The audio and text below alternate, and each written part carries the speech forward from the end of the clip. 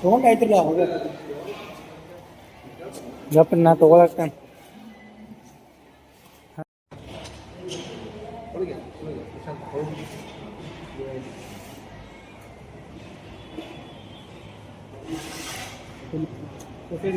ನೆಟ್ಲಾಕ್ರಿ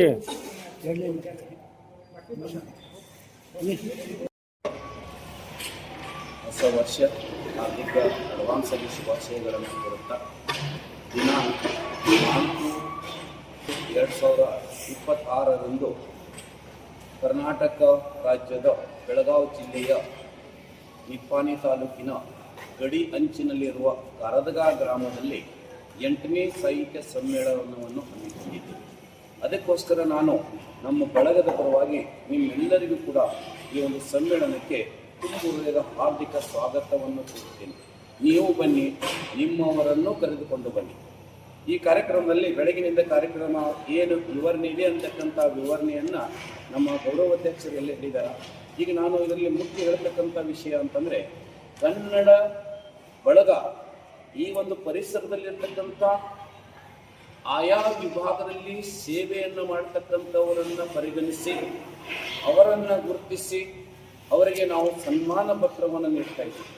ಅಂದರೆ ಇಲ್ಲಿ ನಮ್ಮ ಕ್ಷೇತ್ರ ಶಿಕ್ಷಣಾಧಿಕಾರಿಗಳಾಗಿರ್ತಕ್ಕಂಥ BO ಮೇಡಮ್ ಅವರು ಅಂತಂದರೆ ಮಹಾದೇವಿ ನಾಯ್ಕ್ ಮೇಡಮ್ ಅವರು ಬಹಳ ಉತ್ಕೃಷ್ಟವಾಗಿರ್ತಕ್ಕಂಥ ಅಧಿಕಾರಿಯಾಗಿ ಕಾರ್ಯನಿರ್ವಹಿಸ್ತಾ ಇದ್ದಾರೆ. ಅದಕ್ಕೋಸ್ಕರ ಅವರನ್ನು ನಾವು ಸನ್ಮಾನಿಸಿ ಸನ್ಮಾನ ಪತ್ರವನ್ನು ನೀಡಿ ಗೌರವಿಸ್ತಿದ್ದೇವೆ ಈ ಉದ್ಘಾಟನಾ ಸಮಾರಂಭ.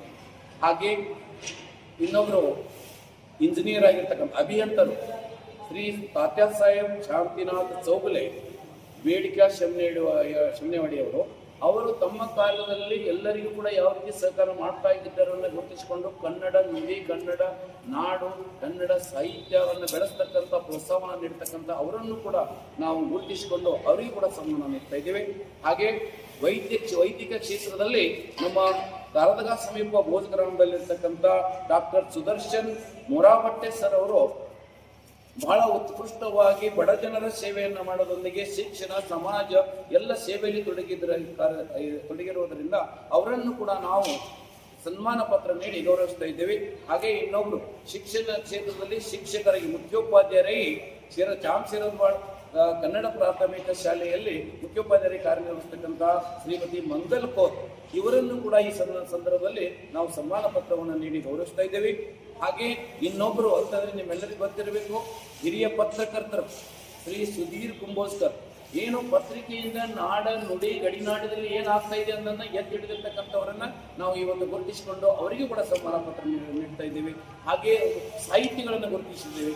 ಈ ಭಾಗದಲ್ಲಿ ತಮ್ಮದೇ ಆಗಿರ್ತಕ್ಕಂಥ ಒಂದು ಇದರಲ್ಲಿ ಸಾಹಿತ್ಯವನ್ನು ರಚನೆ ಮಾಡ್ತಕ್ಕಂಥ ಕಾರ್ಯದಲ್ಲಿ ತೊಡಗಿರ್ತಕ್ಕಂಥ ಶ್ರೀ ಶಿವಾನಂದ ಭಾಗಾಯಿ ಇವರನ್ನ ನಾವು ಏನ್ ಮಾಡ್ತಾ ಇದ್ದೀವಿ ಅಂತಂದ್ರೆ 6 ಜನರಿಗೆ ಸನ್ಮಾನ ಪತ್ರವನ್ನು ನೀಡಿ ಗೌರವಿಸ್ತಾ ಇದ್ದೀವಿ. ಹಾಗೆ ಒಂದು ವಿಚಾರಗೋಷ್ಠಿಯನ್ನು ಕೂಡ ಆಯೋಜನೆ ಮಾಡಿದ್ದೀವಿ. ವಿಚಾರಗೋಷ್ಠಿ ಏನಪ್ಪ ಅಂತಂದ್ರೆ ಮಧ್ಯಾಹ್ನ ಉದ್ಘಾಟನಾ ಸಮಾರಂಭ ಆದ ನಂತರ ಊಟಕ್ಕೆ ಬಿಡುವಾದ ನಂತರ ವಿಚಾರಗೋಷ್ಠಿ ಪ್ರಾರಂಭ ಆಗ್ತದೋ ಅದರ ಒಂದು ಉಪನ್ಯಾಸ ಯಾವುದು ಅಂತಂದ್ರೆ ವಚನ ಮತ್ತು ಅಭಂಗ ಸಾಹಿತ್ಯ.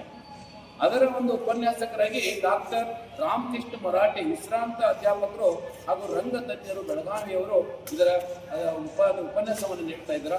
ಇದರ ಅಧ್ಯಕ್ಷತೆಯನ್ನು ವಹಿಸಿಕೊಳ್ತಕ್ಕಂಥ ನಮಗೆ ಸದಾಕಾಲ ಬೆನ್ನೆಲುಬಾಗಿ ನಿಂತಿರ್ತಕ್ಕಂಥ ಡಾಕ್ಟರ್ PG ಕೆಂಪನವರ್ ಸರ್ ಸಂದರ್ಶಕ ಅಧ್ಯಾಪಕರು ರಾಜ ಲಖನ್ಗೌಡ ಕಾನೂನು ಮಹಾವಿದ್ಯಾಲಯ ಬೆಳಗಾವಿಯಲ್ಲಿ ಕಾರ್ಯನಿರ್ವಹಿಸ್ತಾ ಇದ್ದಾರೆ.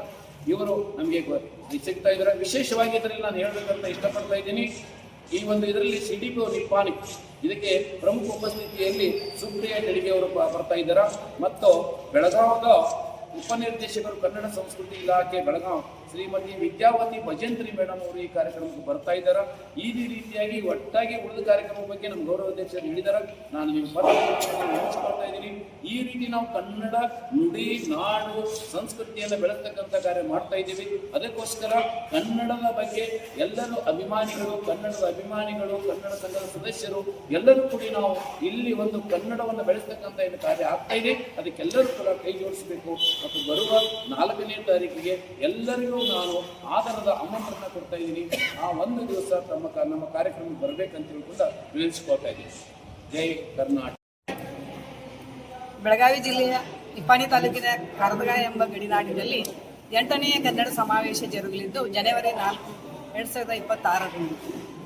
ಈ ಒಂದು ಕಾರ್ಯಕ್ರಮಕ್ಕೆ ಕರುನಾಡಿನ ಬೇರೆ ಬೇರೆ ಗ್ರಾಮಗಳಿಂದ, ನಗರಗಳಿಂದ ಅನೇಕ ಸಾಹಿತಿಗಳು, ಕನ್ನಡ ಪ್ರೇಮಿಗಳು ಆಗಮಿಸಲಿದ್ದಾರೆ. ತಾವೆಲ್ಲರೂ ಆತ್ಮೀಯರಾಗಿ ಈ ಒಂದು ಕನ್ನಡ ಕಟ್ಟುವ ಕಾರ್ಯಕ್ಕೆ, ಕನ್ನಡ ಸಮಾವೇಶಕ್ಕೆ ಬರಬೇಕು. ಈ ಒಂದು ಸಮಾವೇಶವನ್ನು ಯಶಸ್ವಿಯಾಗಿ ಮಾಡಬೇಕು ಎಂದು ತಮ್ಮೆಲ್ಲರಲ್ಲಿ ಕಳಕಳಿಯ ವಿನಂತಿ. ತಾವು ಬರಬೇಕು, ತಮ್ಮವರನ್ನು ಕರೆದುಕೊಂಡು ಬರಬೇಕು ಎನ್ನುವ ಆಶಯ ನಮ್ಮದು. ಗ್ರಾಮದಲ್ಲಿ 8ನೇ ಕನ್ನಡ ಸಾಹಿತ್ಯ ಸಮ್ಮೇಳನವನ್ನು ನಾವು ಜರುಗ್ತಾ ಇದ್ದೀವಿ. ಆದ್ದರಿಂದ ಎಲ್ಲರೂ ಈ ನಮ್ಮ ಕಾರ್ಯಕ್ರಮಕ್ಕೆ ಎಲ್ಲರೂ ಬಂದು ನಮ್ಮ ಈ ಕಾರ್ಯಕ್ರಮವನ್ನು ಶೋಭೆಯನ್ನು ತರಬೇಕಾಗಿ ಎಲ್ಲರಿಗೆ ವಿನಂತಿಸಿಕೊಳ್ಳುತ್ತೇವೆ. ನಿವೇದಿತಾ